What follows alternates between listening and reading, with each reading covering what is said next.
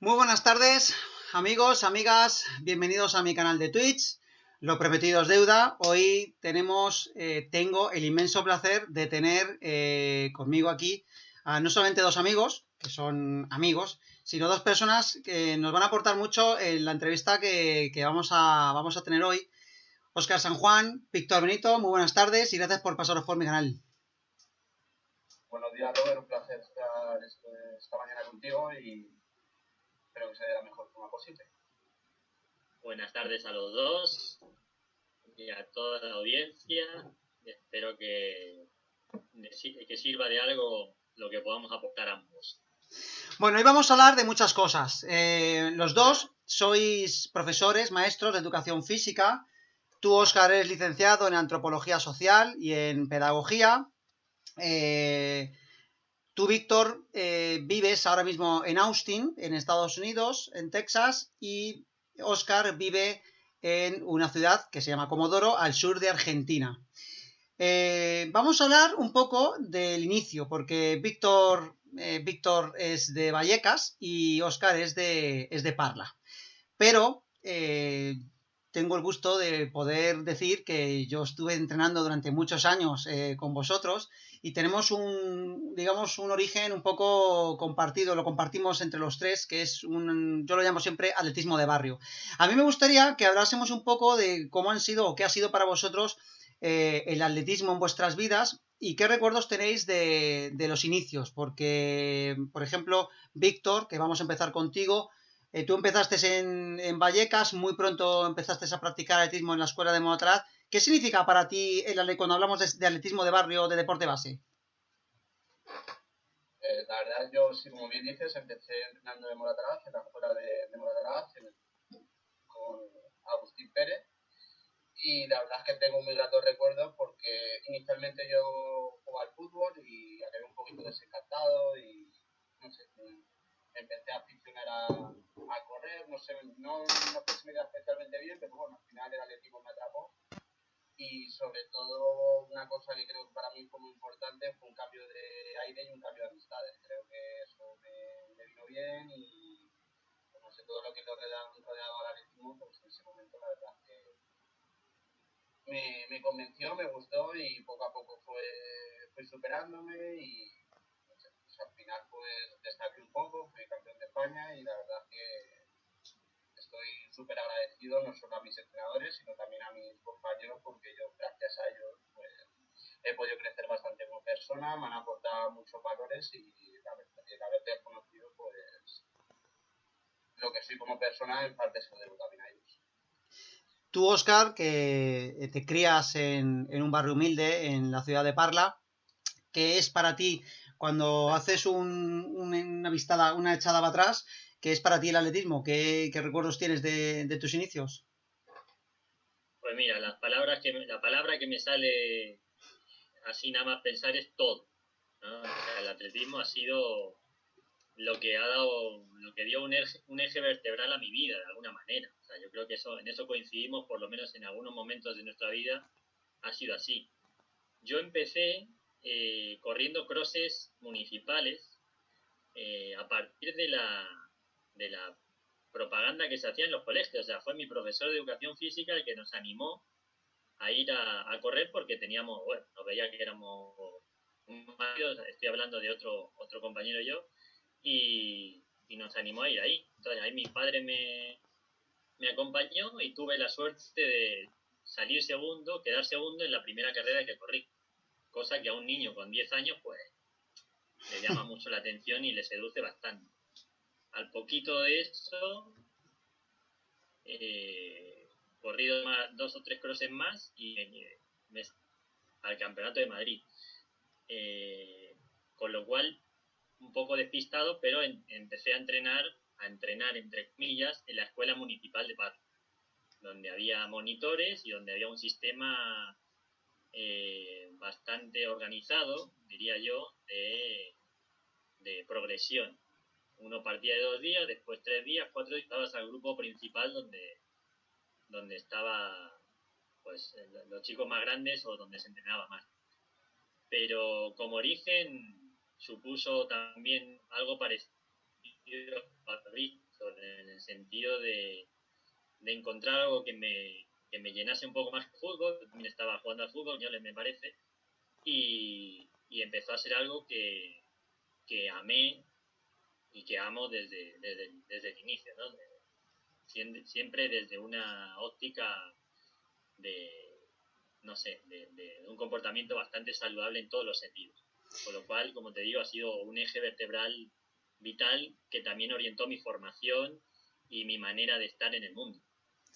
El otro día hablando con Arturo Casado y en una de las entrevistas que estuvimos dando sobre dopaje, y precisamente al principio hablábamos sobre esto, él me decía que en la función, tú hablabas ahora de esos profesores que llevaban a los chavales a competiciones, ¿no? Esa figura, que es una figura altruista, al final es una figura altruista. ¿Vosotros creéis que esas figuras de esos profesores que altruistamente han ido captando a jóvenes que en el futuro luego iban a ser jóvenes, futuras promesas del atletismo, o aunque no lo fueran, pero hicieron de ellos un camino dentro del mundo del deporte? ¿A vosotros pensáis que esto se está perdiendo o es algo que hay que trabajar y mucho? Víctor, por ejemplo. Pues sinceramente creo que la gente cada vez se desentiende más y se compromete menos en este tipo de actividades. Y el problema es lo que tú has dicho, que si trabajan de una forma altruista, pues entiendo que muy poca gente ahora mismo trabaja gratis. Es decir, el tiempo y la dedicación y el esfuerzo que pone una persona se debe de recompensar de alguna forma. Entonces, pues, es decir, puedo entender que a una persona le puede gustar mucho esto y lo hace porque quiere, pero a nivel general no creo que sea el caso. Es decir, creo que uno de los problemas que tiene ahora mismo España, si lo comparo un poco con lo que veo aquí, es que la figura de un monitor o de un entrenador no tiene mucha importancia y no es una figura valorada. Entonces, pues, incluso gente propia del atletismo tampoco, o gente del deporte, tampoco es que haga mucho por la figura de los entrenadores o por la figura de los monitores, pues si dentro del propio sistema del deporte tampoco se explota esa figura o no se valora, pues entiendo que la gente pues al final se desencanta y pasa de trabajar en ello. ¿Y tú, Óscar, qué opinas? Yo creo que han pasado dos cosas importantes, y es que efectivamente muchos de nuestros entrenadores partían de esa base altruista. Esa base altruista que yo creo que no debía de serlo, es decir... No, por supuesto, o sea, pero una base altruista demasiado extendida en todos los sentidos, es decir, claro, ni siquiera ellos mismos se reconocían, y yo creo que aún muchos de ellos, incluidos algunos que conocemos, siguen teniendo ese complejo, porque creo que tiene que ver con el complejo de no ser alguien profesional, cuando efectivamente pones a cargo o pones de manifiesto un montón de labores que sí lo son y que desgraciadamente no son reconocidas. Yo creo que eso, por supuesto, no debería ser, como en cualquier profesión. Yo me considero un profesional de la chica de física, y creo que eso debe tener su reconocimiento, sus convenios y toda la legislación pertinente. Y de hecho, Madrid, que estoy al tanto de que se ha hecho no hace demasiado tiempo, desde el Colegio de Licenciados de la Ciencia de la Actividad Física y el Deporte, una ley de profesionalización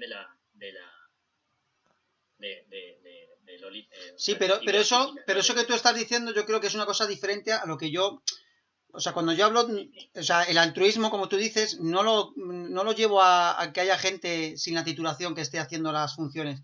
Lo que me refiero es que desde las propias corporaciones locales o desde las propias instituciones, esa figura no se está trabajando. O sea, es decir, cuando tú tienes un hijo, claro, quieres llevar a una escuela de atletismo, te ves un poco perdido. A mí no es la primera vez que me preguntan, oye, Roberto, que mi hijo quiere empezar haciendo atletismo, ¿dónde le puedo llevar? Y se ven un poco, o sea, si no acudes a Moratalaz o a San Sebastián de los Reyes o al Corcón, pero en la función de los colegios, esa figura de crear, yo soy de tu generación, Óscar, y yo me acuerdo, porque Víctor es mucho más joven, pero yo me acuerdo que en los colegios se organizaban carreras, incluso te llevaban a circuitos que había por la región de Madrid, que eran carreras no federadas, porque era muy pequeño, pero que te llevaban los profesores a participar.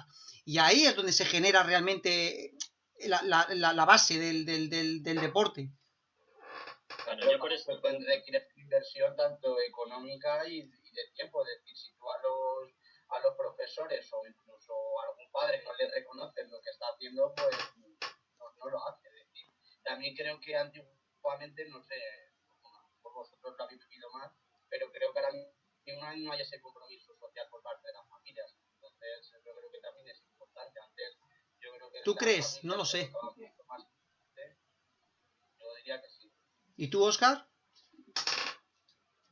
Yo respondiendo un poco a lo que decías, yo creo que hay una... A ver, debe existir, y yo sé de algunos lugares donde existe, y me consta que en Parla, porque, bueno, en fin, mi entrenador Alberto, con el que yo pasé la mayoría de mi tiempo de entrenamiento, ha conseguido generar esas sinergias, pero bueno, antes de eso había una cierta sinergia entre lo que era el patronato de deportes de Parla, o sea, yo te hablo del año 88, y los colegios. Entonces, el patronato de deportes o el responsable de atletismo en ese momento, el coordinador, que era Alberto, del que te estoy hablando, existía el programa de ir a los colegios a promocionar las carreras municipales, que eran clasificatorias para el Campeonato de Madrid. Eso lo he vivido yo. Entonces, eso, que pueden ser, que después se desarrolló también en los Juegos Deportivos Municipales en la Comunidad de Madrid, que también iba hacia las pistas, esa parte, yo sé de algunos municipios que sí está de alguna manera asentada. Otra cosa es que haya una legislación acorde a ello. Y ahí voy con el tema de la legislación, y aunque me dijeras que va por otro lado, el tema del colegio de licenciados. El colegio de licenciados, al poner una estructura jerárquica similar a la de los médicos, genera que haya ámbitos de profesionalización que deban estar incluidos y reconocidos dentro de los municipios. Es decir, un municipio, la base de cualquier municipio o de cualquier estamento del Estado es garantizar ciertos derechos o tener ciertas garantías sobre las que velar, ¿no? Entonces, cuando tú generas una ley de reconocimiento profesional, lo que estás haciendo es exigir que los municipios velen porque la actividad física que tengan o la educación física que tenga el municipio esté a cargo de una persona cualificada. Entonces, eso genera una sinergia diferente o una interacción diferente a esperar la eclosión de la buena voluntad de algún entrenador o de algún profesor de educación física, como dice Víctor, que iba los sábados fuera de horario porque le encantaba hacerlo y te llevaba a correr. Eso lo cambia un poquito, porque ya está reconociendo otras figuras que querían ocuparse de eso y desde el Estado también se impulsa ese lugar. Entonces, yo creo que estamos un poco, o España está un poco entre medias de eso, además interceptado por una sociedad que es completamente diferente a la que nosotros vivimos, en el sentido que ahora me parece que el ocio y la cantidad de horas laborales que tienen que desarrollar las familias son dos características importantes, y que quizá el fin de semana sea más difícil que un padre se ponga a disposición de, o sea una anécdota.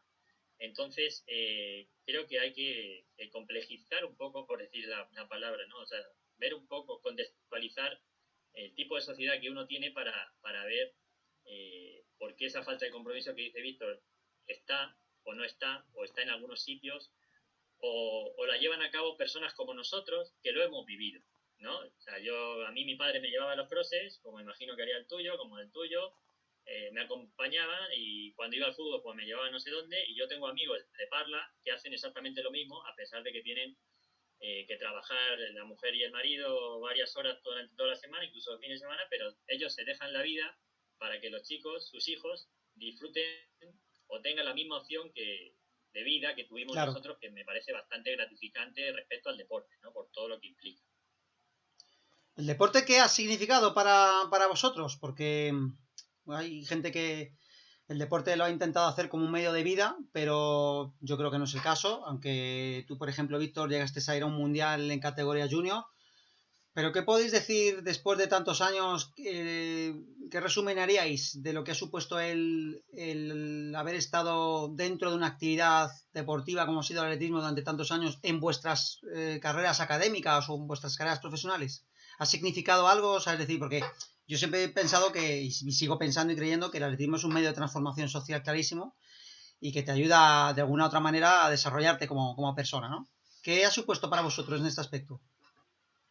A mí, pues la verdad es que diría dos cosas. Una son valores y otra es amistades y un círculo de amigos, la verdad es que muy fuerte y que a día de hoy me han pasado bastantes años desde que dejé de entrenar regularmente y lo sigo conservando. Ahora sí que es un poquito más difícil mantener contacto desde la distancia, pero la verdad es que siempre que voy a Madrid mis amigos del círculo de atletismo han dado todo lo posible por tanto. Luego, pues a nivel de valores, pues disciplina, no sé, también te pone un poco en perspectiva a mí, no sé, creo que también me ayuda mucho el hecho de haber estado sometido como una disciplina en el que el entrenador es el que te da unas ciertas órdenes, unas ciertas pautas, pues eso creo que a la hora en el mundo laboral ahora mismo es muy importante para saber asumir que hay ciertas jerarquías dentro de, por ejemplo, el sistema educativo. Hay un director, un director, un subdirector o gente que está por encima tuyo y que, pues, hay que respetar una serie de normas y que vienen impuestas así. Entonces, pues, no sé, a mí yo creo que hay mucha gente que no ha vivido el deporte que eso le causa como mucha frustración el que haya alguien por encima tuyo. A mí pues entiendo que tiene que haber una persona que es el que coordine o el que esté por encima mío y a mí no me causa ninguna frustración. La verdad es de agradecer. Y en tu caso, Óscar, ¿qué ha supuesto para ti el atletismo en tu vida? Bueno, el atletismo en mi vida, como te decía antes, ha sido casi todo. O sea, ha generado una estructura vital muy importante que creo que tiene mucho que ver con la propia práctica y también con las personas que me he encontrado en medio, como podáis ser vosotros, ¿no? O sea, yo destacaría primero esto de la estructura que decía Víctor, que creo que a veces se malinterpreta o se dirige hacia ciertos discursos más interesados, porque el hablar de sacrificio y hablar de compromiso con la tarea y de jerarquía a veces se utiliza para, bueno, de alguna forma opacar o esconder que la sociedad, por mucho que uno haga ciertas cosas, es posible que no pueda expresar todo lo que vale. ¿A qué voy con esto? Es decir, yo soy de Parla. Yo en Parla tenía mi grupo, estuve con mi entrenador, con Alberto, como te decía antes, muchísimo tiempo, y yo creo que lo hemos vivido mucho también, en tu caso, Robert, sobre todo nosotros que somos un poco mayores y con menos nivel en principio que el que tuvo Víctor, y nosotros teníamos el compromiso y el sacrificio más grande del mundo, por así decirlo. Pero a la hora de mostrar ese compromiso y ese sacrificio, teníamos muchas dificultades. Es decir, para entrar a una serie X, para ir a un meeting no sé dónde, Que a pesar de que que de eso hablaremos, mérito, que de eso hablaremos luego. Bien, ahí lo dejo. O sea, es decir, a mí me hizo ver esas cosas. Si bien el sacrificio y el casi aguántalo todo, porque independientemente de lo que te caiga, tú estabas ahí, creo que eso también tiene mucho que ver con la clase social de la que venimos y la historia familiar que tenemos. Totalmente. Pero los valores que yo más destacaría son para mí, la puesta en práctica de muchas contradicciones. Es decir, por un lado eso, todo el sacrificio, la jerarquía, es decir, respetar a alguien que sabe más que tú y que te orienta, el compromiso de ir todos los días, caiga quien caiga, casi de una manera sagrada, ¿no? Como yo creo que nos ha pasado a todos, que si no entrenábamos... Te sentías mal. Era como... te sientes mal, estás en falta, o sea, no estás cumpliendo, no voy a conseguir lo que quiero conseguir. Un nivel de exigencia tremendo, sí. Un nivel de exigencia tremendo y también un compromiso a largo plazo, y eso es muy importante.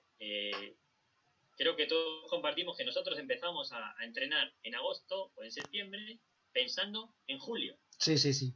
Y esa distancia no es difícil, no es fácil de llevar.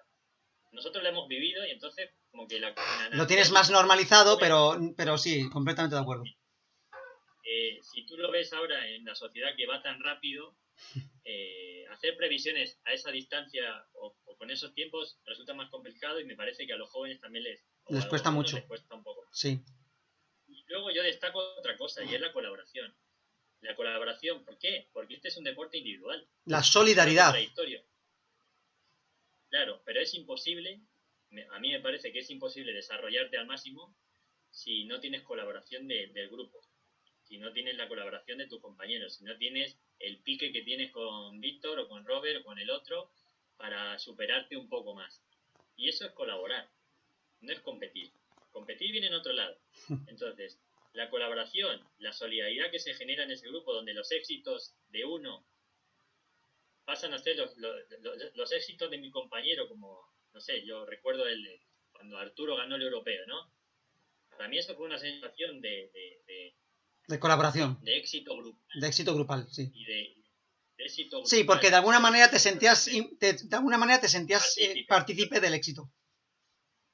Exactamente, porque día a día habías estado ahí, cerca, y obviamente quieres que tu compañero y tu amigo, porque al final en esto se hacen muchos amigos, le vaya bien, ¿no? Entonces, eso creo que es parte de lo que... ¿Pero eso creéis que solamente pasa en el atletismo? Perdona, Óscar, no te quería interrumpir. ¿Eso pensáis que pasa solamente en el atletismo? O sea, es una... Yo creo que se acentúa en el atletismo porque precisamente es un deporte individual. Y que al ser un deporte individual, al final la marca la haces tú. Claro. O cuando te sale mal, la haces tú. Y eso también creo que es algo muy importante. Porque eres dueño de lo que haces. Eres dueño de lo que haces. Y eso en la sociedad actual es complicado. Es decir, que uno produzca algo de lo que es dueño es difícil. El atletismo te da eso, para bien y para mal. ¿Que eres un porras? Eres tú. No hay otra. A ver, también está bien decir que cuando tú te enfrentas a una competición, es decir, eres tú y no hay excusa, por mucho que tú a veces puedas decir, no es que me he encontrado mal, no es que la carrera, no, pero es decir, al final el que se pone allí después del disparo eres tú, el que toma las decisiones eres tú, el que lleva el entrenamiento. Claro, pero eso lo que dice Óscar, y estoy de acuerdo con él, eso es una forma de, o sea, al final es un medio de formación en las personas para el día de mañana. O sea, es decir, difícilmente se puede encontrar ese nivel de exigencia propia o esa forma de cumplir con un objetivo a largo plazo si no es, bajo mi punto de vista, mediante el deporte. Claro, al final lo que es, a mí una de las cosas que me da también el deporte es que la responsabilidad de lo que yo haga, lo que yo soy, es una responsabilidad mía. Es decir, no puedo estar dependiendo de que alguien me ayude o que no. Es decir, y yo estoy súper agradecido porque ha habido muchas personas a lo largo de mi carrera deportiva y a lo largo de mi carrera profesional pues que me ha ayudado. Por ir más lejos, cuando yo era pequeño, pues, cuando era joven, pues mucha gente me llevaba a las competiciones, me llevaba a entrenar y entiendo que pues, me acuerdo muchas veces de quedar en el puente de Vallecas para ir a la Blume todos los días y pues yo estaré eternamente agradecido pues a ti y a muchas veces a Arturo que también me ha llevado, es decir, o Víctor, había mucha gente que no éramos compañeros, éramos amigos y hacíamos todo lo posible. La verdad es que he hecho de taxista un montón de veces, ahora que lo estoy pensando, ¿eh? No, pues, es decir, siéntete parte de lo que somos. Se echa de menos eso. Lo que tienen los que tienen dinero para comprarse un coche colaboran con los demás, que no teníamos, o que no queríamos. Bueno, pues pasan los años y entonces, Víctor, tú te vas a vivir 2 años a Irlanda a estudiar inglés y Óscar se va a Argentina conoces a lo que es tu mujer actual y formas tu familia en el sur de Argentina. Yo quería hablar un poco de lo que ha supuesto este cambio en vuestras vidas, que muchas veces bueno, cuando uno se va a un país de fuera, a veces piensa que a lo mejor va para un tiempo y luego al final termina haciéndose casi su vida allí. A mí me gustaría que me contaseis un poco qué ha supuesto para vosotros ese nuevo camino del dejar vuestra casa, vuestra familia e iniciar, como digo yo siempre, una nueva etapa en un lugar diferente que no es el vuestro, porque al final tu sitio está aquí, aunque hagas, haces raíces allí, pero al final tu sitio está aquí, ¿no? ¿Qué ha significado para vosotros ese cambio? En tu caso, Víctor, por ejemplo, que tú estás trabajando de profesor en Austin, ¿qué ha supuesto para ti este cambio y qué notas o sea, qué diferencias notas principales con respecto a lo que estamos hablando, ¿no? Con todo lo que es el atletismo como medio de integración con respecto a España? O sea, al final sales también porque crees que es una forma de crecer, es decir, yo sentía que necesitaba formarme a nivel de idiomas y no me quedó más narices que coger la maleta y salir del país y aprender inglés. Ahí fue cuando fue grande y luego ya una vez que yo estuve 2 años en España y luego decidí otra vez salir y venir aquí a Estados Unidos, pues fue también un cambio bastante importante porque ya solo que el hecho de venir a Estados Unidos ya te exige que la distancia es mucho mayor, ya no puedes estar yendo y viniendo prácticamente mensualmente, y tampoco pues, y luego ya también aquí tienes una responsabilidad mayor porque aquí estoy trabajando y pues al final pues tienes también, estás bajo cargo de niños en una situación bastante delicada, porque yo trabajo con familias que acaban de venir pues, prácticamente después de México, Guatemala, Honduras, y la realidad de esos chavales es difícil, por lo tanto hay una responsabilidad importante. Y luego lo que me ha supuesto el vivir esta experiencia, pues creo que te hace madurar, te hace valorar muchas cosas y te hace, pues, se echa mucho de menos a la familia, se echa de menos a los amigos, se echa mucho de menos el ir a correr a la casa de campo, se echa de menos ir a ver un partido todos los fines de semana, pues ese tipo de cosas que en mi día a día en Madrid daban sentido, pero también es cierto que pues, se ganan otras cosas como ver otra cultura, otros países, me permite viajar, me permite llevar un ritmo de vida que a día de hoy en España lo vería francamente difícil. Y no sé, es una experiencia que guardo con mucho cariño y la que creo que estoy aprendiendo mucho y estoy creciendo mucho como persona. ¿Y qué diferencias estás notando con respecto a lo que estábamos hablando del deporte como integración en la gente joven? Ahí, ¿qué diferencias importantes notas con respecto a Estados Unidos con respecto a España?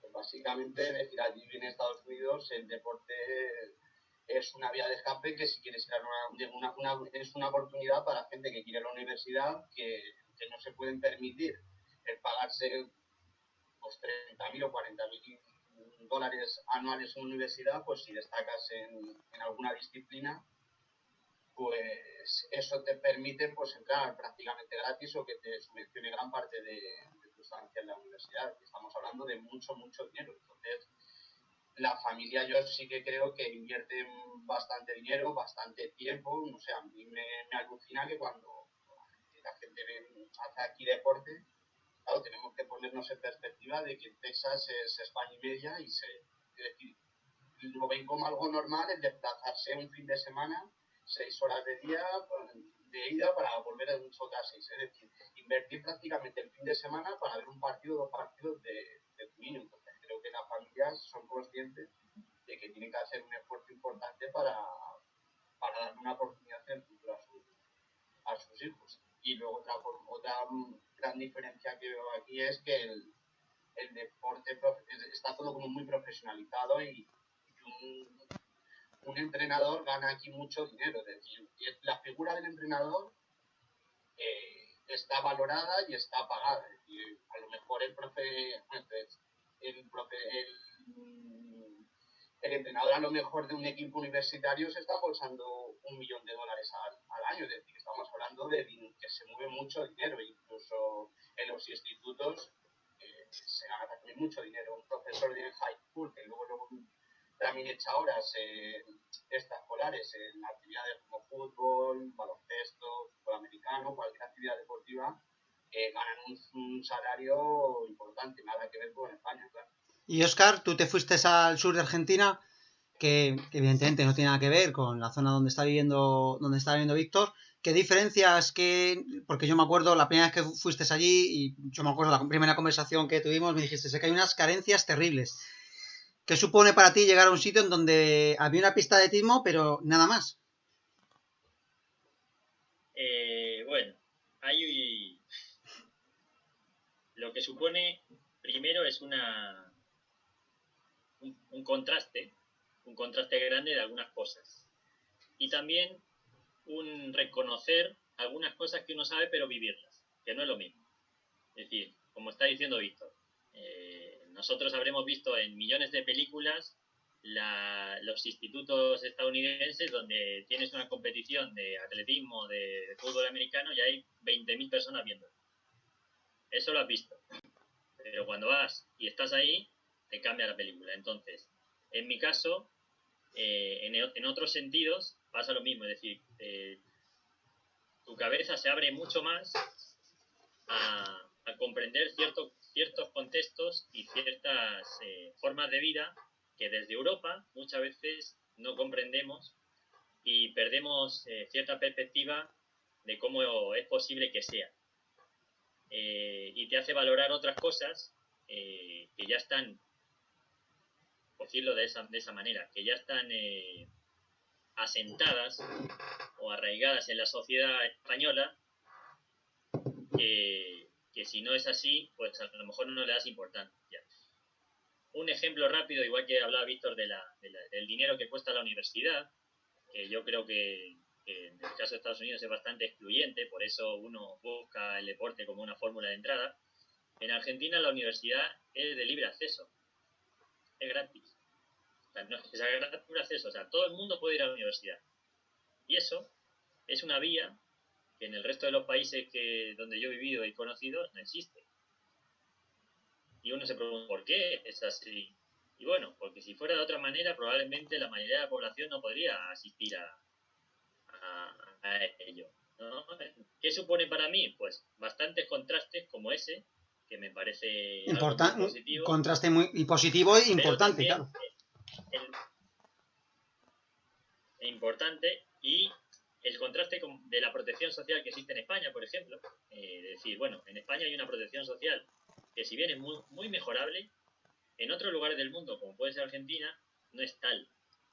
Y hablando de la protección social médica, donde el sistema es mixto y es más parecido a Estados Unidos, y hacia donde se está tendiendo en España a terciarizar servicios como los hospitales, al final introduces el negocio en esa cuestión y bueno, la cosa se puede poner un poco difícil, por ejemplo, cuando tienes un tratamiento importante de cáncer y tú tienes este sistema mixto, tú tienes que pelearte con la obra social que se llama, o sea, con lo que es como si fuera tu prepaga o como en el caso de las que se pagan en España, tienes que pelear con ellos para que te lleven a cabo el tratamiento, que siempre van a buscar que sea el más española.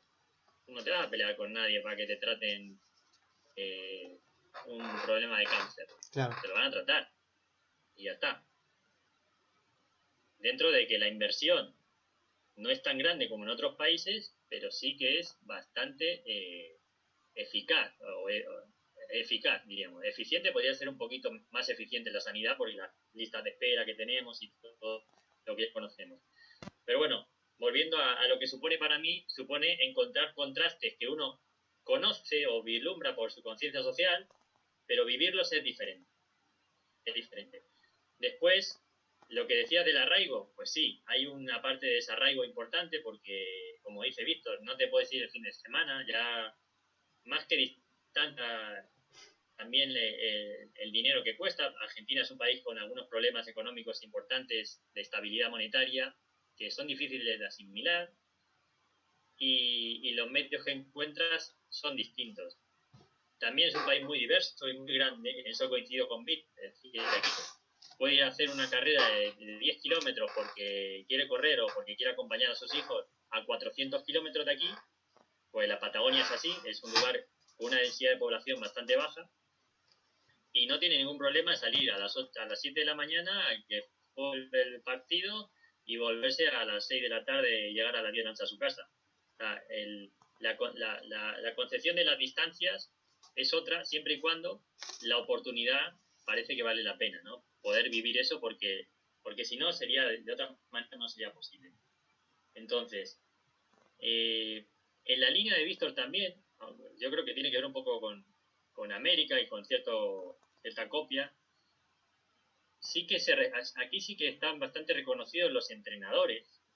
O sea, se paga al entrenador. No hay reticencias como te habrá pasado a ti y a mí me ha pasado en España. Oye, hazme un plan de entrenamiento y tal. Bueno, yo es que para esto cobro esto. Ah, bueno, entonces no.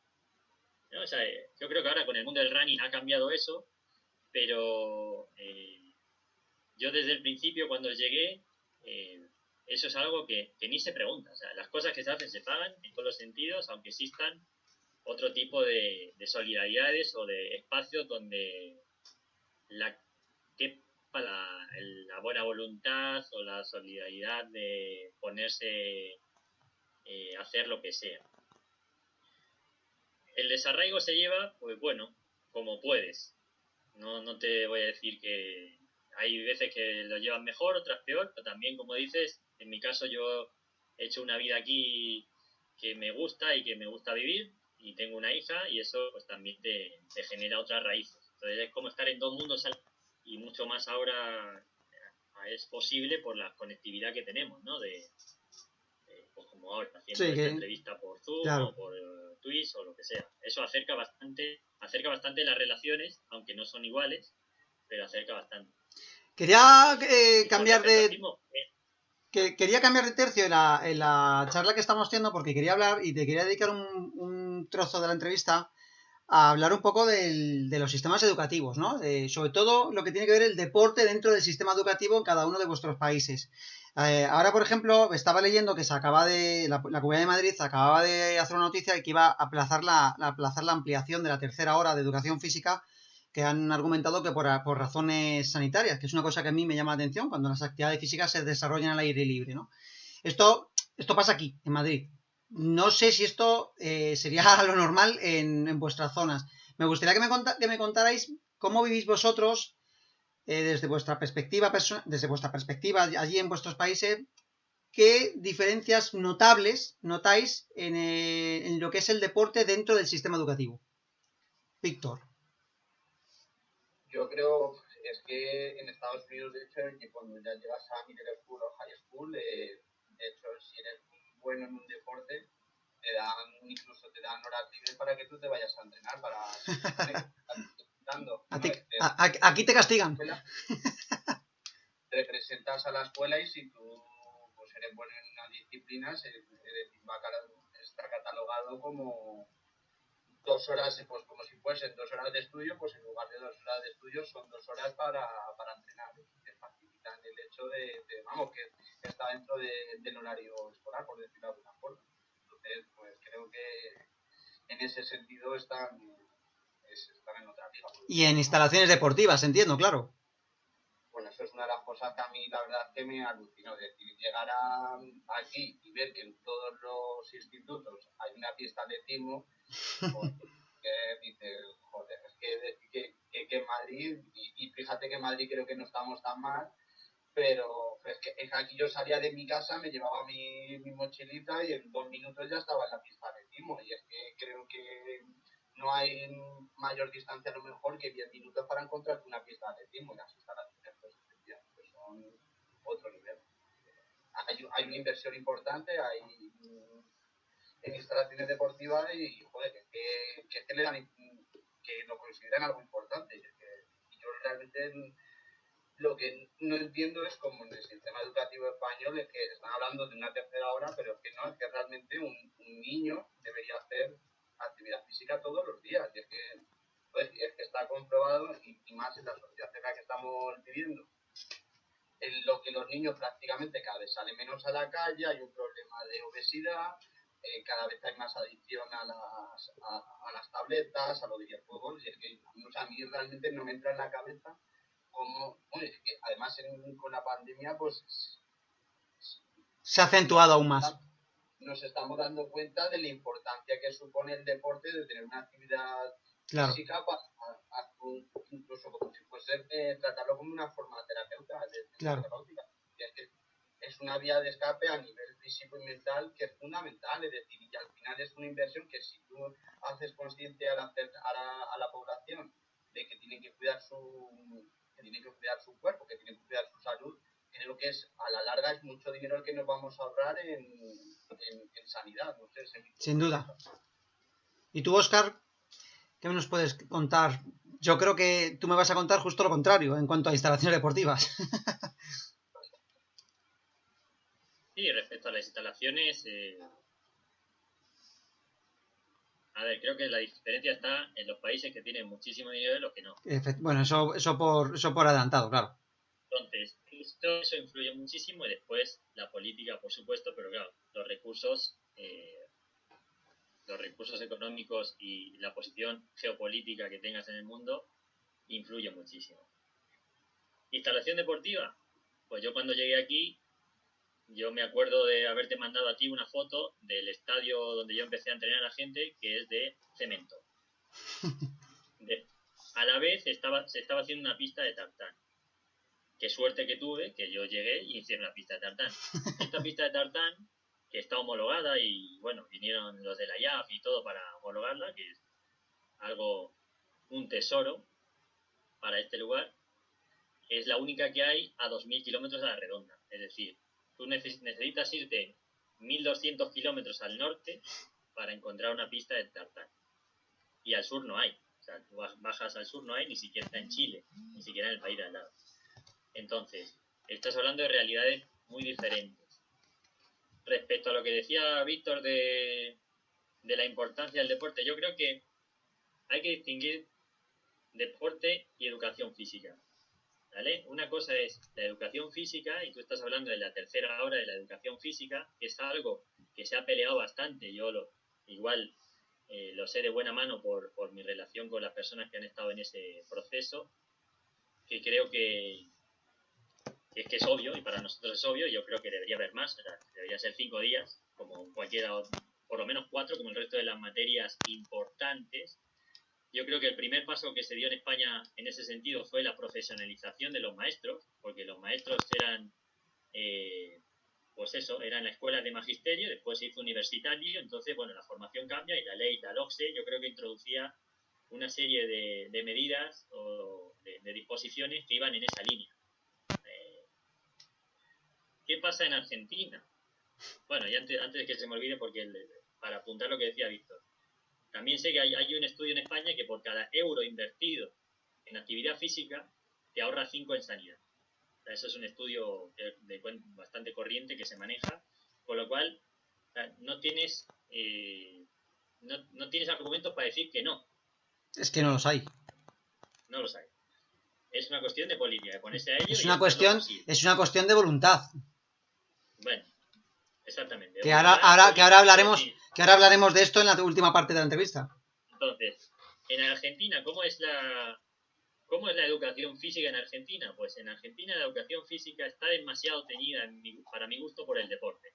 Es decir, yo creo que la educación física tiene un espacio que debe llegar hasta ciertos niveles y después se puede abrir hacia una rama deportiva en otros momentos vitales donde haya un desarrollo mayor. Y de eso también se tienen que ocupar mucho los clubes y las asociaciones de barrio, la federación.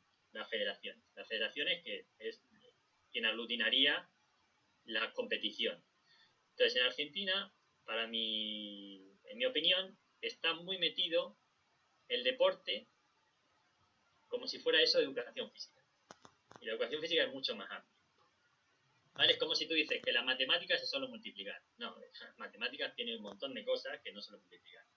Entonces, para que te hagas una idea, en primaria hay dos clases a la semana de 40 minutos. Lamentable. Y en secundaria se hace deporte. Se hace deporte en muchísimos lugares separado. Hombres, de mujeres. Tremendo. Cosa que también es chocante cuando uno llega. Es decir, uno viene con esa formación de maestro de educación física que yo tenía en esa época del auge de la LOCSE y todo así, donde hay un trabajo sobre la diversidad, la integración, la coeducación bastante grande. Y te encuentras justo con lo contrario. Te encuentras que te separan todo. Claro, eso también en la actualidad creo que es una cuestión, es una resistencia, o es una, sí, es parte del status quo que se está haciendo cada vez más fuerte por la resistencia que empieza a existir desde el feminismo, por ejemplo. Es decir, tú vas a una tienda de juguetes en España, igual aquí y allí, seguramente dices, quiero comprar una cosa. ¿Y qué te van a preguntar? Si es niño o niña. O niña. Bueno, aquí eso está sentado en las instituciones y de hecho se ha sacado una ley que se llama ESI, que es la ley de educación sexual integral para combatir todo eso, porque institucionalmente está muy metido. Entonces, en la educación física y en el DT, eso está presente. Pero además, como decía, el deporte está considerado, o sea, yo le llamaría el efecto Maradona. Es decir, lo que se busca enseguida es encontrar un talento y sacarlo. Es como si fuera un mecanismo de progreso social inmediato. Con lo cual, la formación inicial no existe. se pierde. Y claro. En esa prisa por destacar lo antes posible, se pierde un grueso de población que no tiene lo que tiene que tener. Claro. Entonces, eso también va en línea con el momento actual del exitismo y de un montón de cosas, del campeonismo, ¿no? Y hay mucha tendencia a buscar talentos. Yo no digo que no tengas que buscar talento, digo que no es lo único. Y que lo mayoritario tiene que ser otra cosa. Claro. Porque campeón del mundo, vas a tener un campeón del mundo. O ninguno. Ahora, la población saludable que practique, deberías tener un montón. Claro. Y probablemente si tienes una población con gran práctica, pues te saldrán más campeones del mundo, como pasa en Estados Unidos. Si la población, un montón de población, hay una inversión grande y la gente está clarísimo. A hacer mucha actividad física, pero, bueno, eso está clarísimo. Filtro, entonces, está clarísimo. Aquí enseguida quieren buscar un Messi. Encontrarle un Messi. Claro, pero un Messi, si te das cuenta, Messi fue un proyecto del Barcelona, que lo trabajó desde pequeño, desde un punto de vista formativo, orientado. Que eso no está mal. O sea, formativo, que cada institución cumpla con su labor, ¿no? La escuela puede ser un lugar donde uno ve que ese tipo destaca en esto, pero a la vez está formando al resto de la población. No solo puedes centrarte en eso, porque si no, ¿qué hacemos? Con 7 años, en vez de hacer educación física, pues que hagan atletismo directamente. Claro. Bueno, se puede compatibilizar. Entonces, puedes tener una mirada hacia generar campeones, bueno, y campeonas, está muy bien, pero lo prioritario desde el Estado me parece que debe ser otra cosa.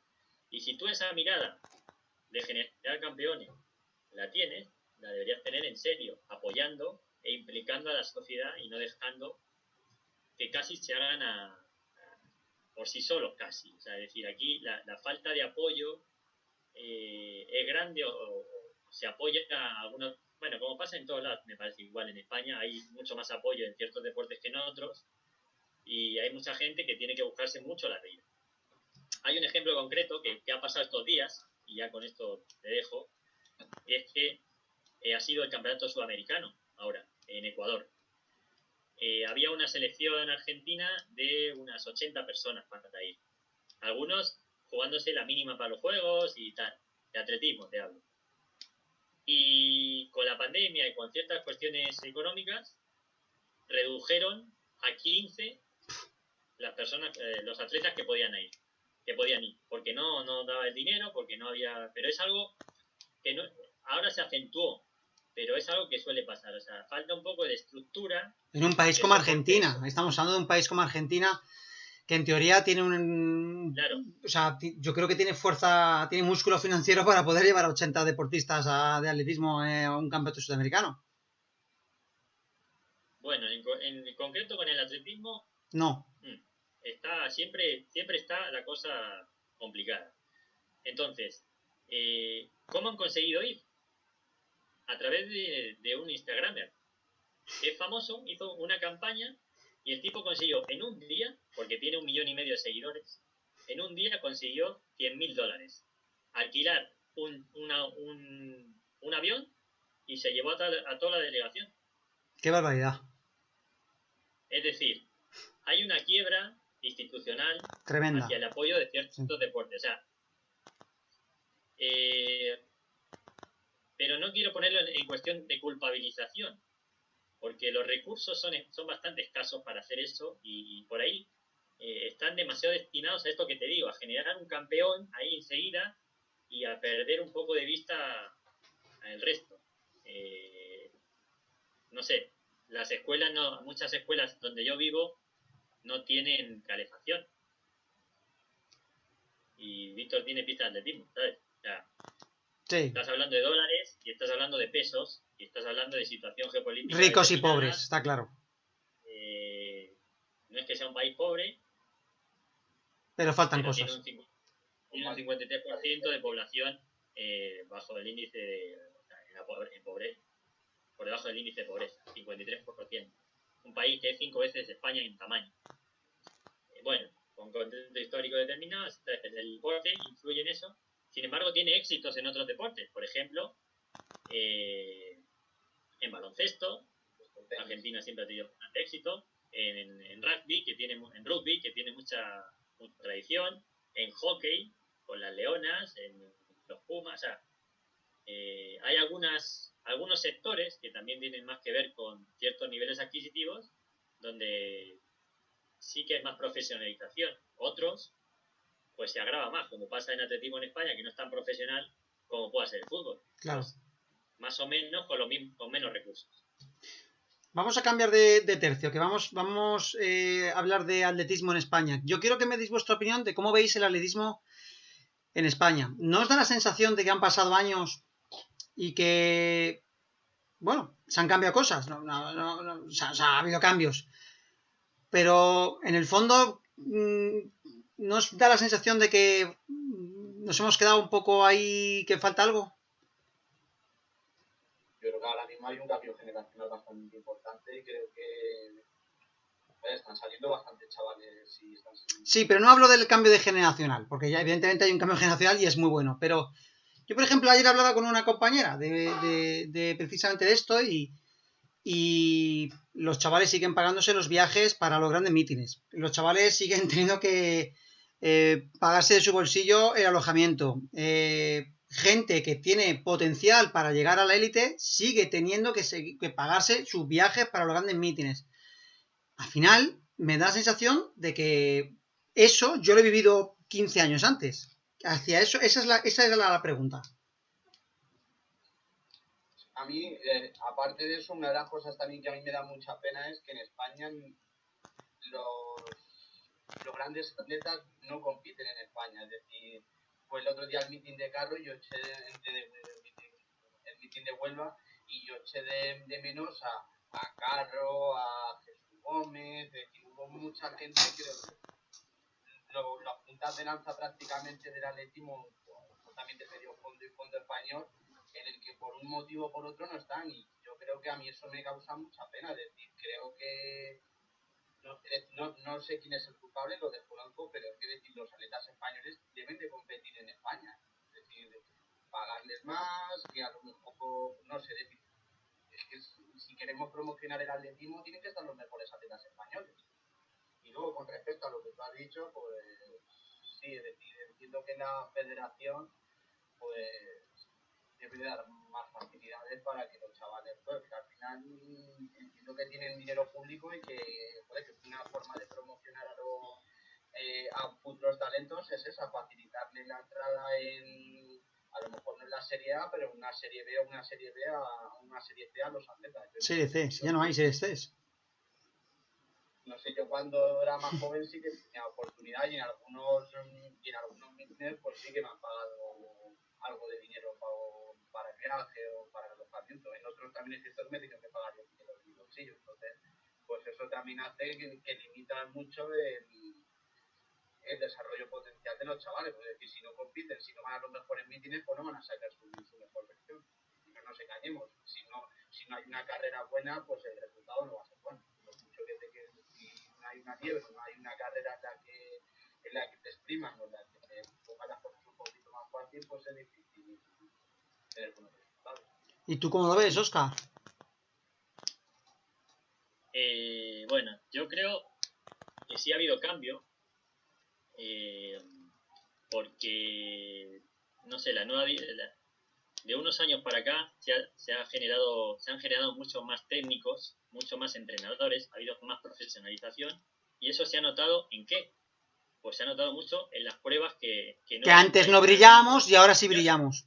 Exactamente, o sea, el desarrollo de la velocidad en España, de los lanzamientos, de los saltos, que era algo casi anecdótico en otras épocas, ahora mismo pues son sectores potentes. Es cierto que el presidente de la federación viene de ese lado, pero creo que esto arranca de mucho antes, con la Escuela Nacional de Entrenadores y mucha gente de nuestra generación que se puso a formarse como entrenador para esas disciplinas. Entonces yo creo que hay un cambio en esa parte que es notable. Incuestionable, sí. Hace 4 años más o menos que teníamos creo que eran 4 atletas de 200 por debajo de 21 segundos. Me parece un nivel muy alto para España y para Europa. O sea, eso... Sí, no, y en distancias o en pruebas de lanzamientos o concursos que hasta hace nada éramos insignificantes a nivel mundial y ahora tenemos atletas punteros. Eso está claro. Pero ¿no te da la sensación de que sigue habiendo unos problemas a la hora de apoyar a esos deportistas? Porque claro, una cosa es que hay entrenadores que muchas veces habría que ver si los entrenadores están, como decía Víctor antes, están bien pagados o no están bien pagados, en qué situación laboral encuentran. Y eso se ve reflejado muchas veces en el apoyo directo al deportista. Yo creo que eso también es un problema estructural, es decir, creo que en España no hay una estructura para absorber chavales de las escuelas y generar unas escuelas bien organizadas para que los chavales se puedan formar y puedan entrenar en condiciones. A ver, yo creo que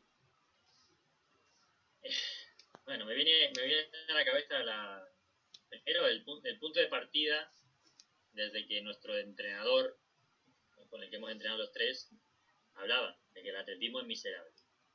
Eso tiene que ver con la economía. Y con una tradición de voluntarismo que hablábamos antes, de entrenadores que sacan gente. Pero yo me prepararía una cosa primero, y esto lo digo honestamente, porque también los atletas somos muy egocéntricos y muy a lo mío. A mí me tienen que dar. Yo digo, ¿para qué vale el atletismo a la sociedad? Yo partiría de ahí. Es decir, ¿para qué sirve? Entonces, desde ese punto de vista, empiezo a armar lo que tú quieras. Y apoyo lo que quieras. Pero, ¿qué contraprestación tiene un atleta que nadie conoce socialmente? Bueno, no lo sé. Ahora, si yo armo una estructura de forma que esos atletas vayan a ser modelos sociales para que mis chicos, mis niños y mis niñas quieran movilizarse hacia correr, pues hombre, ya estoy cambiando la película y veo cómo apoyo eso. Pero creo que los atletas siempre tiramos para que nos den. No, nos tienen que dar. Eso creo que tiene que ver mucho con la experiencia vital de sufrimiento que tienes cuando entrenas, por un lado. Y por otro, con cierta, no sé llamarle infantilización de la vida, en la que, bueno, yo soy bueno y como soy bueno me tienes que dar. Pero ¿eres bueno para qué? ¿Para qué eres bueno tú? ¿Con qué estás aportándome a la sociedad? ¿Vale? Entonces, yo creo que en esa tensión, desde esa tensión es de donde tienes que construir. Y bueno, vamos a ver. Yo sé que si tengo a un Fernando Carro, que es un tipo carismático, y lo aprovecho, tengo a 200.000 niños que van a verle correr a él. Claro. Pero tengo que ir de ese lado. Y yo creo que eso en parte la federación lo está haciendo. Porque ha generado un marketing que no existía antes. Porque hay muchos atletas que son más conocidos, que aparecen en la tele, que no sé qué. y que yo creo que en ese sentido fue pionero, le hemos hablado alguna vez, Chema Martínez, que ha sabido estrujar su carrera deportiva teniendo menos talento sin desprestigiarlo, porque me parece que ser campeón de Europa, pues el talento tienes que tener y ir a los Juegos Olímpicos, pero teniendo mucho menos talento que otras personas o menos logros, lo ha explotado muchísimo mejor, sí. O sea, en Argentina a Chema Martínez lo conocen, o a Martín Fitz. Es decir, tenemos que ver para qué queremos el atletismo. Hay una parte que será para cubrir las medallas y sentirnos orgullosos de la patria, pero yo creo que hay otra parte que tiene que ser de modelaje para la sociedad. Entonces, eso implica un compromiso del atleta y un compromiso de las instituciones. Y no solo es pedir para hacer, sino bueno, yo también tengo que ir y tengo que asistir a las escuelas a promocionar y tengo que ir a no sé dónde. Hasta entonces, bueno, hay una contrapartida. Porque si no, ¿qué? Tú estás ahí escondido, entrenando para lo tuyo y dices, oh, qué mala suerte tengo, que es que no me meten en los mítines. Ya, tronco, pero ¿qué repercusión tiene? O sea, claro, y luego también yo creo que hay algo a tener en cuenta también es que muchas veces los propios atletas ni se ponen de acuerdo entre ellos. Es decir, cuando hay algo tan flagrante, incluso para luchar contra el dopaje o para sus propios intereses, para regularizar su situación o para incluso para que cobren más, prefieren quedarse con las migajas que hay que enfrentarse a muchas veces a los managers, muchas veces a las instituciones. Pues chicos, es que muchas veces en la vida hay que tomar ciertas decisiones y enfrentarse y alzar la voz y decir, mira, que a mí esto no me gusta y estoy en contra de esto. Y es que encima son ellos los mismos que van a ser beneficiados, pero es que yo muchas veces no entiendo cómo giran la cabeza y miran hacia otro lado. No sé, principalmente porque los perjudicados son estos. Es decir, si no son capaces de unirse para un bien común, pues es que ya creo que la guerra está totalmente perdida. Claro, pero el tema es que yo eso lo comparto perfectamente. Y yo también lo comparto. Y lo comparto, pero también hay que darle un matiz a la precariedad de la que estamos hablando. Es decir, es mucho más difícil unirse, me parece, en un deporte individual, claro, donde hay tan poco que repartir, claro, y plantarse es mucho más difícil, porque además es que es eso, el atleta es pedir para él. Eso, el individualismo ahí cala hasta los huesos. Totalmente. Entonces, esa parte que dice Víctor, yo creo que no la hemos vivido y es muy difícil que se genere. Es decir, en cualquier ámbito profesional existen unos convenios de regulación y donde hay una mediación estatal sobre el patrón o el empresario o el que manda y el que trabaja. En el atletismo es una especie de...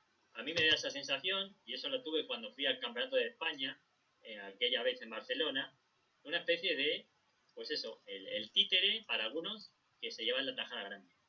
Como sucede con los managers que le ganaron el terreno a los entrenadores, así de claro.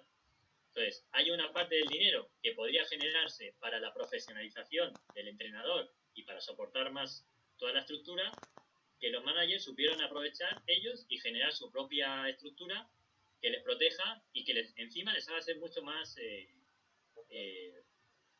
ricos o con más poder, intocables. Que el que está todo el día ahí. Intocables y que el que está todo el día ahí. Yo recuerdo una, que en esa estabas tú también, Robert, que ha sido la única vez que yo he visto en mi experiencia que alguien se plantó y dijo, yo no corro si esto no lo cambias. Y fue Rafa Molina, en Alcorcón. En un meeting de Alcorcón, estaba yo. Íbamos a correr, donde siempre, claro que estaba, que siempre teníamos el mismo problema. Para las series. Que no había una estructura para generar unas series acorde a los tiempos que uno tenía y que todos mentíamos para poder entrar en la primera y tenías que... Yo fui uno de los que se plantó también y luego estuvieron sin meterme en series durante un año entero. Bueno, pero Rafa te arrastró a ti, que era su amigo, entrenabas con él.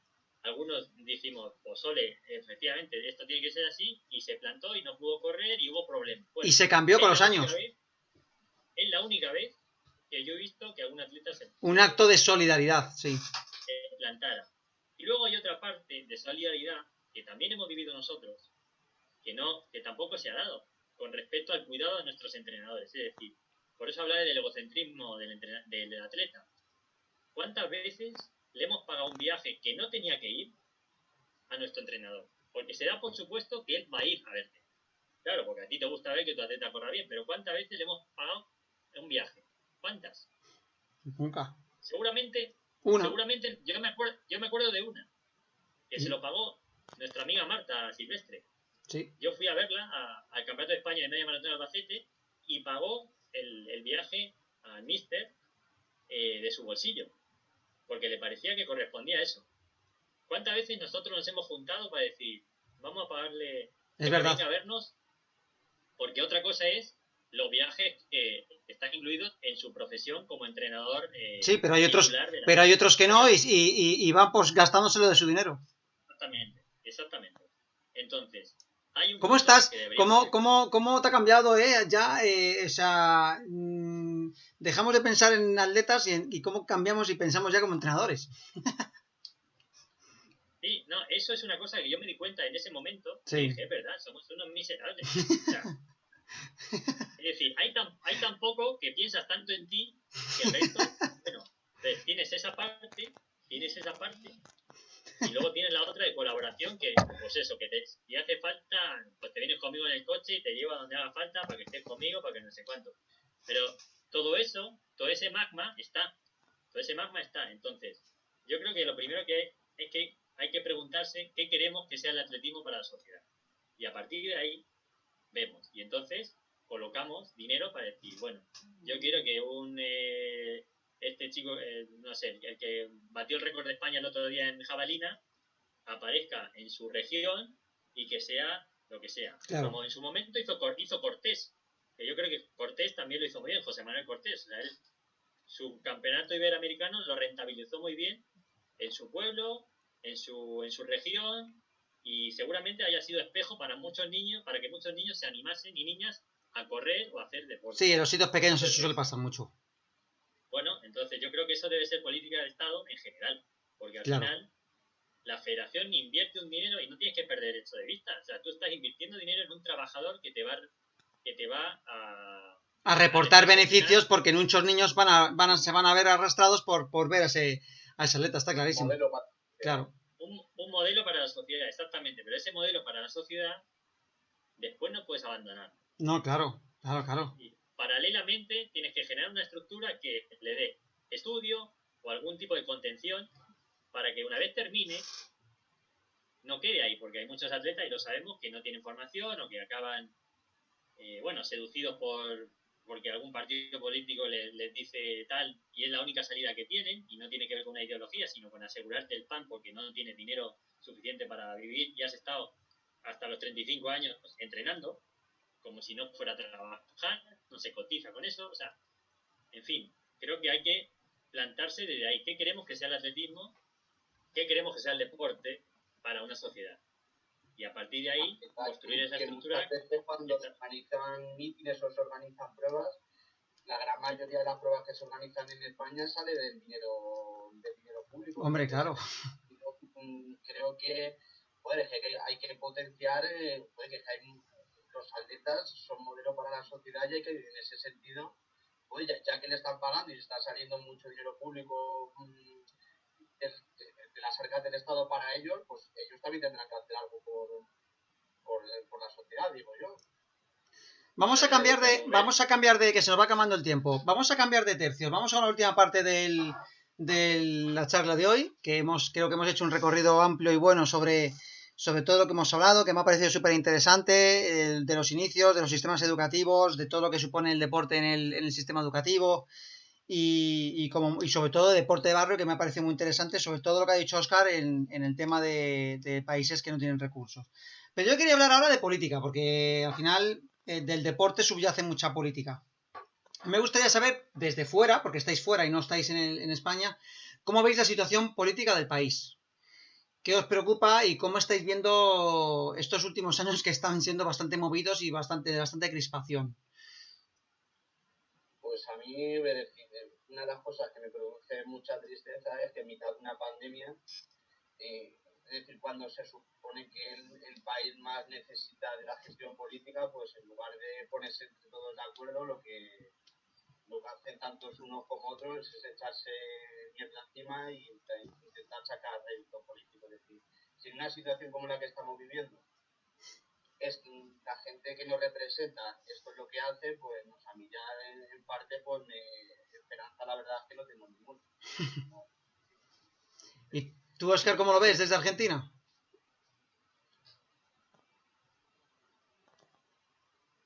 Yo veo que hay una... A mí me preocupa la activación social, creo que también es planetaria, porque se tiende a una polarización de los discursos. Sobre todo desde la entrada de Trump, probablemente. La victoria está... Bueno, antes de Trump también estaba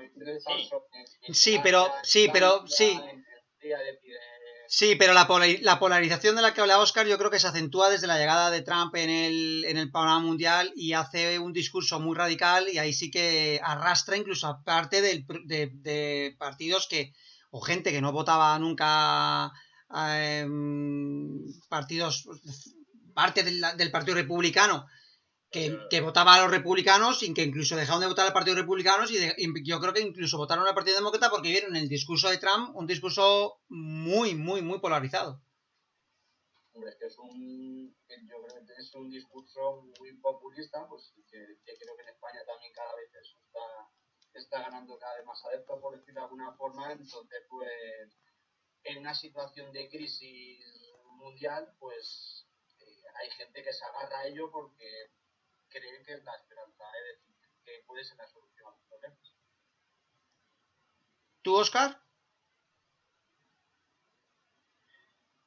Yo creo que esto arranca un poquito antes. Para mí arranca cuando caen las Torres Gemelas y empieza a haber una situación de cierta crisis.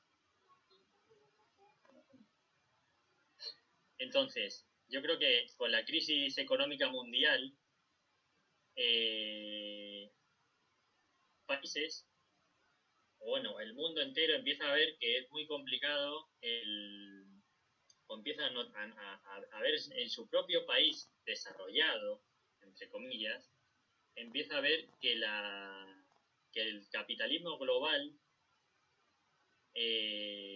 deteriora las posibilidades de acción de las naciones. Es decir, se sigue pensando en términos del siglo XIX cuando el poder está en otro lado. En el siglo XIX el poder lo tenían los estados. Se conforman los estados y podías tener cierto régimen un poquito más autárquico, pero ahora es imposible ir hacia adelante en el mundo y no tiene relaciones con otros países. Entonces, esas relaciones que están tenidas de un capitalismo brutal, pues han deteriorado la vida de muchísima gente y en muchos países que a veces son ejemplo mundo, o que están de serlo, o que se venden como ejemplo, como es Estados Unidos, donde la fluidez es brutal y claro, cuando tú tienes esto acentuado, creo que un discurso como el de Trump cala con mucha más facilidad. Claro. En España pasó un poco lo mismo con la crisis del 2008 y también... Y está pasando ahora. Por suerte hubo un movimiento como el 15M que generó otra cosa. Y yo creo que eso sigue existiendo porque pudo romper el bipartidismo existente. Aunque haya ciertas estructuras que siguen siendo bipartidistas y que son claras. Entonces, yo creo que ese populismo del que habla Víctor,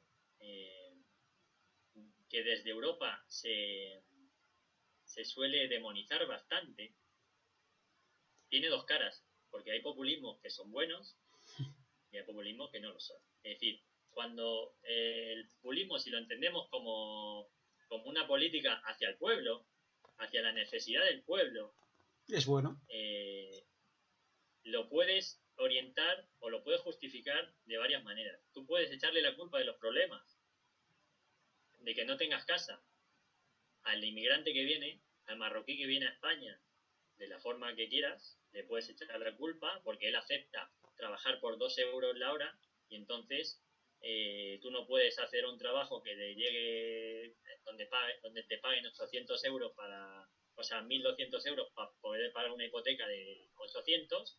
Entonces le puedes decir que la culpa es del inmigrante, o puedes decir que yo te voy a resolver el problema tratando de regular el mercado de alquileres, el mercado de la vivienda, y a los que utilizan el dinero de manera especulativa, que es donde está el tema, donde está el poder, o sea, en la economía financiera, porque la economía industrial es de otro siglo y ya no tiene la potencia que tenía, y es un populismo que va a hacer que la gente esté mejor. Entonces, yo creo que en España hay un nivel de crispación similar a otros lugares, puede ser aquí, y se empuja hacia un discurso en el que se pretende igualar a todas las fuerzas políticas, como si fueran todas iguales y que hacen todo lo mismo. Claro. Y eso es una derrota, eso es una gran derrota, porque primero hace que la gente se desvincule. Claro. Porque bueno, todo esto es lo mismo. Todos son iguales.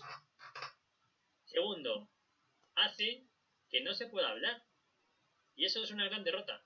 ¿Por qué yo no puedo hablar con un tío de derechas y que lo diga abiertamente? Yo puedo hablar perfectamente. O sea, y es posible que podamos llegar a un acuerdo. ¿Por qué? Porque es necesario llegar a un acuerdo porque vivimos en el mismo lugar. Entonces, la convivencia tiene que ser la base para... Pero a mí me da la sensación, Óscar, que eso que tú estás contando se está perdiendo. Por lo menos la sensación que me da aquí en España es que esa convivencia se ha roto y en función de qué opinas tienes más repercusión o te puedo hacer más caso. O sea, yo, por ejemplo, estoy cansado de pues eso, ¿no? De que se hable de una manera quizás demasiado negativa cuando dices públicamente que eres de izquierdas o que eres de Podemos y ya te encajan en el podemita que quiere instaurar un sistema soviético en España y que quiere adoctrinar a nuestros niños y marcar y que el Estado se meta dentro de nuestras vidas y que nos marque nuestra forma de vivir, a que digas que yo pues soy de derechas, soy del Partido Popular y joder, molo mogollón. Me da la sensación, vaya. Sí, a mí me parece que la lógica futbolera se ha metido ahí. Dime, Víctor. Lo que decía, yo tengo aquí una anécdota bastante curiosa porque al final trabajo con gente que pues, es de Cuba, de Venezuela, entonces se escandalizan cuando piensan, pues es que en España hay un gobierno socialista, eso es la ruina, y tú le haces ver que bueno, que sí, que es un gobierno socialista, pero que no estamos en un régimen dictatorial ni nada, es decir, que eso sale ha elegido el pueblo, y que decir que dentro de lo que cabe, joder, pero yo creo que esto que tú estás contando, que pasa aquí también, yo creo que esto es un problema de cultura pura y dura. O sea, es decir, ¿qué entendemos por un sistema socialista? ¿Qué entendemos por políticas socialistas? Y realmente, o sea, al final me parece que es una cosa un poco de formación de lectura, ¿no? Hay mucha utilización de las consignas. Claro. Las consignas como pudo haber sido en Madrid, o sea, libertad o comunismo. Claro. Pregúntale a la gente qué entiende por libertad y qué entiende por comunismo. Y no sabrán ni... Claro. Pero estás haciendo una campaña política marketinera que tiene que ver con polarizar. Es decir, o estás conmigo o estás contra mí. Que ya pasó en los años 30. Ya lo usaron los monárquicos en aquel bienio de la Ceda, incluso a principios de los años 30, cuando hablaban de socialismo o barbarie. O barbarie, efectivamente. Claro. Sí. Pero es decir, y entender que le gusta a uno, no le gusten a otro, es decir, a día de hoy las políticas de España y la gran mayoría de Europa son políticas socialistas, es decir, tienes una seguridad social, tienes una educación... Bueno, son políticas socialdemócratas, yo diría, ¿no? Más que socialistas. Sí. Pero que se comparan, por ejemplo... O sea, si yo ahora, por ejemplo, yo te enseño el programa electoral de Podemos, yo lo hablaba el otro día con una compañera que está en el Europarlamento y decía, joder, pues es que ¿qué tiene nuestro programa electoral de comunista? Si no tiene nada. Esto es una socialdemocracia pura y dura. Son medidas sociales. O sea, al final te ponen la etiqueta de comunista. Y claro, yo decía, digo, joder, ya me gustaría a mí en algunos aspectos que el programa fuese comunista para acabar con determinados privilegios para determinadas élites políticas y que hay en este país. Ya me gustaría a mí, pero no lo son. O sea, creo que se gira más hacia lo que era la antigua socialdemocracia, pero un poco más modernizada, o no sé. No, está claro. O sea, otro problema que creo que hay en España es que se están copiando cada vez más cosas de los Estados Unidos, cada vez el sistema sanitario, el sistema educativo también de los sistemas, y creo que es un problema importante porque estás diciendo la peor parte de este sistema en el que solo se pueden beneficiar unos cuantos, pero claro, otro problema que tenemos en España es que los sueldos de España no tienen nada que ver con los sueldos que están en Estados Unidos, por lo tanto la brecha entre los ricos y los pobres en España puede ser muchísimo mayor. Claro. Una persona ahora mismo con 1.500 euros al mes, es que tú me dirás qué va a hacer si tiene que estar pagando un seguro social, si tiene que estar pagando una vivienda, si tiene que estar pagando la comida, es que por mucho que quieras tirar, no le da. ¿Qué recorrido veis en el futuro en España a la izquierda? Porque con la llegada de Ayuso y la victoria de Ayuso en Madrid casi por mayoría absoluta, ¿qué recorrido veis?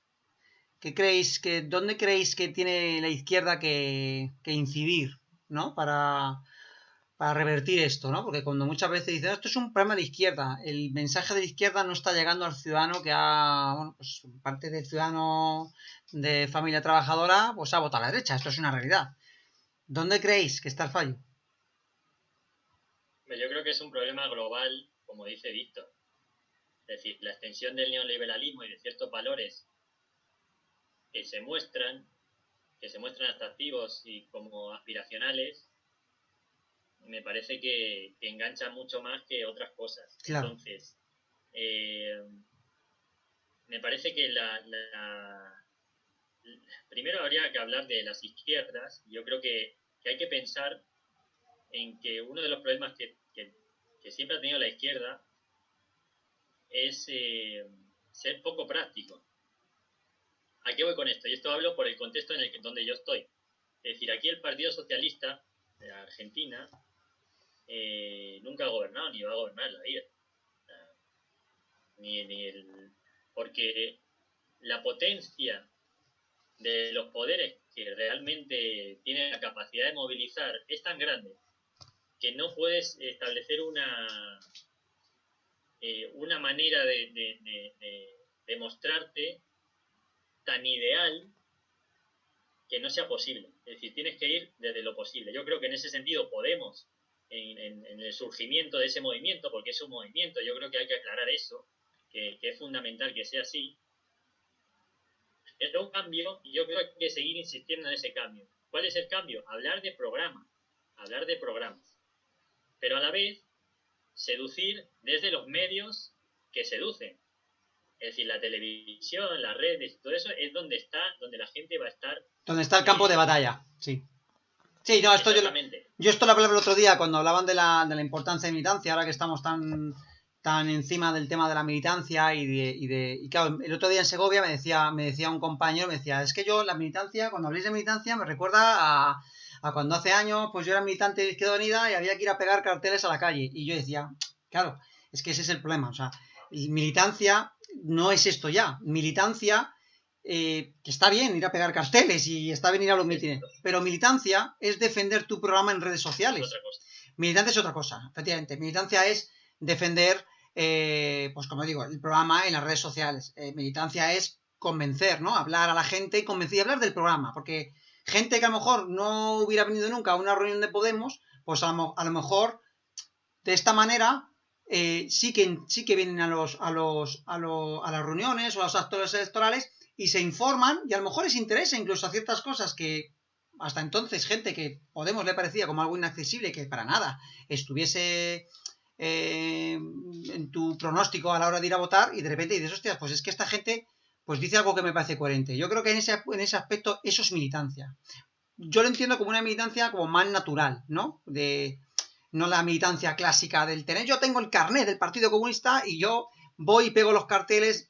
Yo creo que la militancia es otra historia ahora, ¿no? Y yo creo que un poco el rollo lo que tú estabas diciendo, ¿no? O sea, ya me consta que hay lugares en España en donde decir que uno es de Podemos es casi un acto de heroicidad.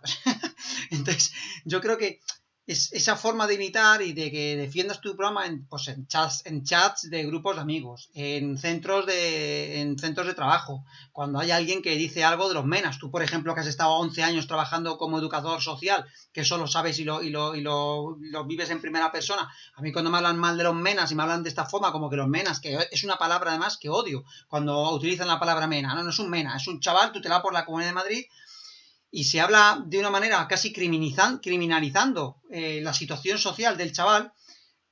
Militar es defender precisamente lo contrario, ¿no? Es abogar por la integración, o sea, todas estas cosas. Yo creo que en ese aspecto yo creo que la militancia ha cambiado y el defender de alguna manera tu programa, que es lo que tú decías, ¿no? Programa, yo creo que es el futuro también de la izquierda.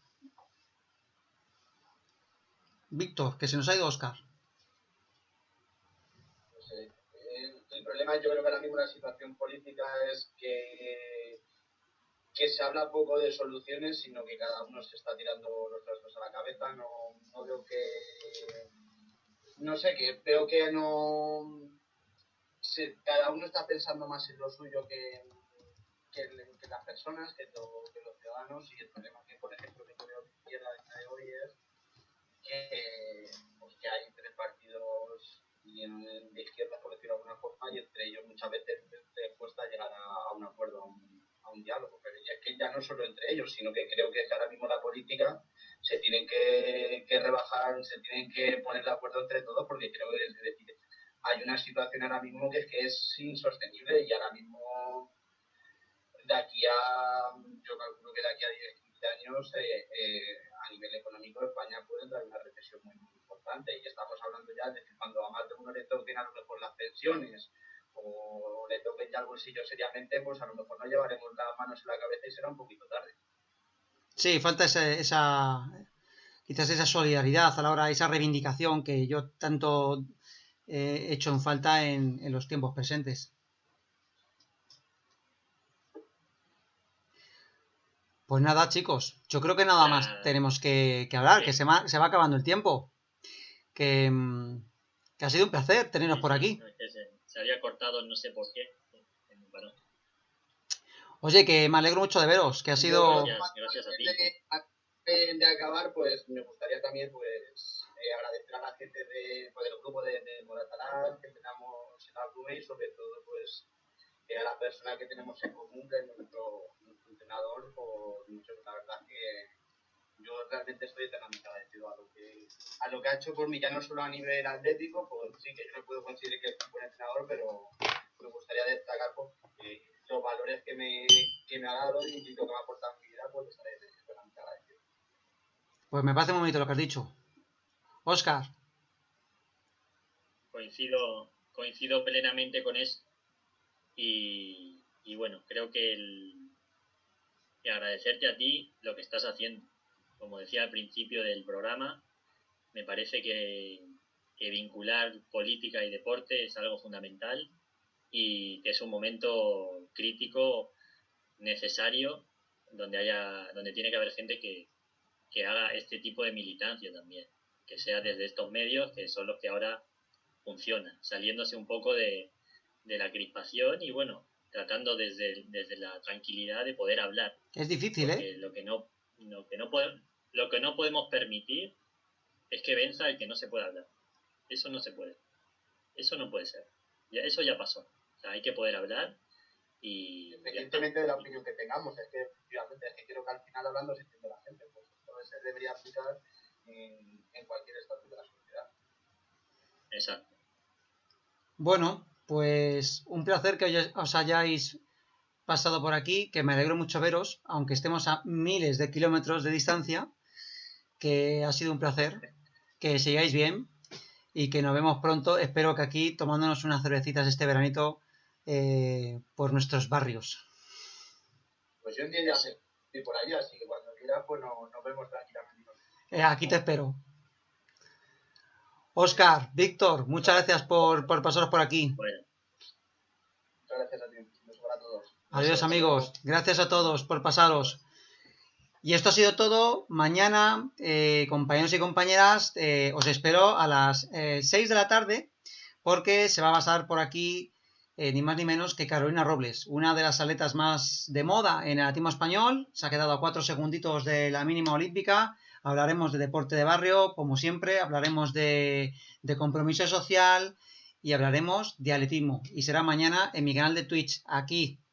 Un abrazo, salud y república. Adiós.